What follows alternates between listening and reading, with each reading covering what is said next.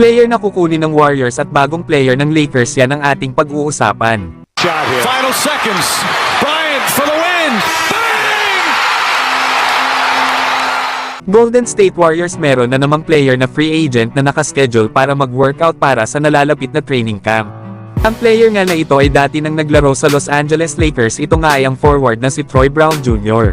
Kilala nga ito sa pagiging versatile forward at isang 3-point shooter. Na-draft nga ito ng Washington Wizards noong 2018 bilang 15 overall pick. Nasa 5 teams na nga ang kanyang napaglalaroan sa kasalukuyan sa NBA.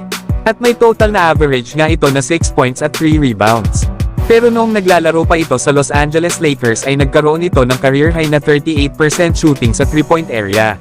Ang dahilan daw talaga ng Golden State Warriors kung bakit nila ito pinag-workout ay dahil na rin daw sa experience ni Troy Brown Jr. bilang isang 3-and-D player, na kung saan isa daw ito sa kulang sa kupunan ng Warriors. Lalo at ang kanila daw available na mga wing players ay sila Andrew Wiggins at Jonathan Kuminga. Kaya possible na si Troy Brown Jr. na ang hinahanap ng Golden State Warriors para sa kanilang ika-15 roster spot, na kailangan niya nga munang makumbinse ang Warriors para siya ay kunin sa kanilang training camp, bago sila magde-decide kung si Troy Brown Jr. na ba ang kukumpleto sa roster ng Golden State Warriors. Samantalang Los Angeles Lakers pinag-sign naman sa Exhibit 10 contract itong dati nilang player na si Vincent Valerio Bodan. Dati na nga itong naglaro sa training camp kasama ng Los Angeles Lakers last season. Pero na-waive naman ito ng Lakers bago magsimula ang season.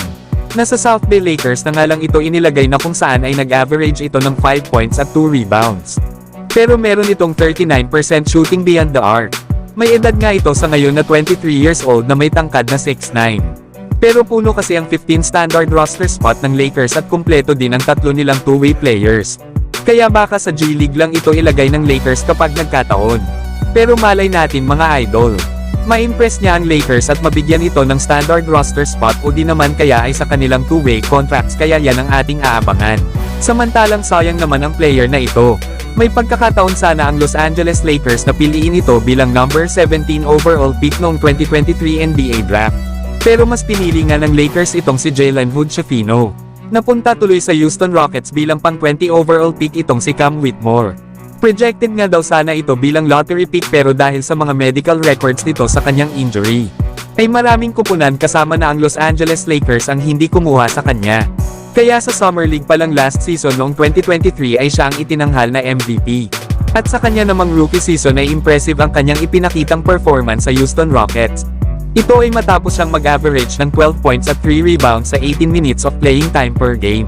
Sa ngayon ay inaasahan na ilalagay pa rin ito bilang bench player sa likod ni Dillon Brooks bilang small forward.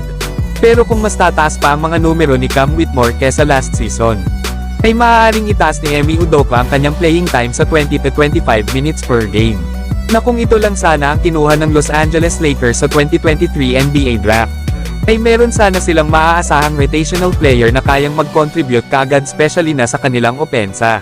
Pero kayo mga idol, ano ang masasabi nyo dito?